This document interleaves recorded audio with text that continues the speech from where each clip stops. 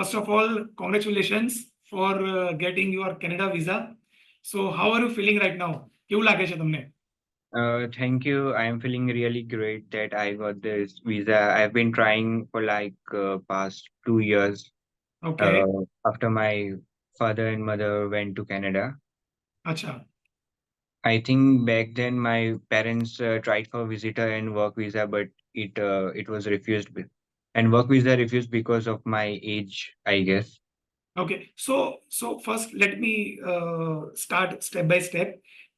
This is third time that you have, attempted for a Canada Yeah. visa. So પહેલી વખત કયા visa માટે apply કર્યું હતું? પહેલી વાર વિઝિટર વિઝા હતા. એ તો ઘણા ટાઈમ પહેલા હતા. હું સ્કૂલમાં હતો ત્યારે. અચ્છા, તમારી એજ કેટલી છે અત્યારે?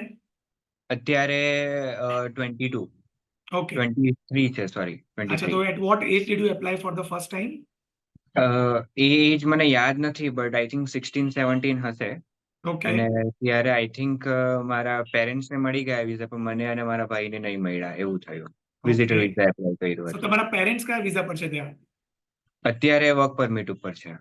ઓકે, એટલે તમે ત્યારે ટ્રાય કર્યું ત્યારે તમારા રિજેક્ટ થયા, પછી હા. પછી then what happened? એના પછી તો પેલું કોવિડ વાળું હતું ત્યારે જવાના હતા, પણ બધું પ્લાન કેન્સલ થયા અને આઈ થિંક કોવિડ પછી મારા પહેલા પેરેન્ટ્સ ગયા ઓકે. અને પછી અમને બોલાવાના હતા. એમના વર્ક પરમિટ સાથે અમારે બી એક્સટેન્ડ કરવાની હતી, પણ હું ડિપેન્ડન્ટમાં નહીં આવ્યો તો મારા આઈ થિંક રિજેક્ટ થયા, આ રીઝન હતો. Okay okay. So first time તમે વર્ક વિઝા પર રિજેક્ટ થયું, પછી સેકન્ડ ટાઈમ કયા વિઝા એપ્લાય કર્યા હતા? એના પછી આ રિસેન્ટલી મેમાં વિઝિટર વિઝા એપ્લાય કર્યા કે પછી ત્યાં જઈને પાછું વર્કનું ને એમાં કન્વર્ટ કરવા માટેનું. અચ્છા, સો મે 24 માં હા, મે 24 માં પછી પાછા વિઝિટરમાં એપ્લાય વિઝિટર કરેલા? વિઝા એપ્લાય કર્યા હતા, પણ એ બી રિજેક્ટ થયા હતા. Okay okay. અને this is the third time that you tried for student visa. હા. and કેટલા ટાઈમમાં તમને ક્યારે પ્રોસેસ ચાલુ કર્યું અમારા જોડે લેવલ અપ જોડે? આઈ ગેસ મે તો જૂન જુલાઈ બાજુ ચાલુ થયું હશે ઓકે અને ઓકે. ત્યારે આ ઓગસ્ટમાં અમારા આવી ગયા છે. Acha. And everything was done. I think you have not come physically to our office, and no, everything is done online, right? Online. હા, Okay, okay. So કેવું લાગ્યું અમારું સર્વિસ, તમને કેવું લાગ્યું? સર્વિસ ઘણી સારી હતી. બધું બરાબર ઓનલાઈન ને બધું જે બી હોય તે પતી ગયું. Okay. અને કોન્ટેક્ટ બી કેવું કે ફોન કરે ને એવું હતું, તે તમે ઉચકી રહેતા હતા ને તરત જ રિસ્પોન્સ બી આવતો હતો, એ ઘણું સારું લાગ્યું. Okay, okay. So, but maybe, we were also very skeptical about this visa because બે વખત પહેલા બી રિજેક્શન થઈ ગયું હતું. હા. But then we really worked hard on your SOPs and કેવી રીતે ફાઇલ મૂકવું, કેવી રીતે જસ્ટિફિકેશન આપવું. And હા. we are also very happy that you have got your visa. And after such a long time, you are going to meet your parents. Yes. So that's really good news. And how are your parents feeling?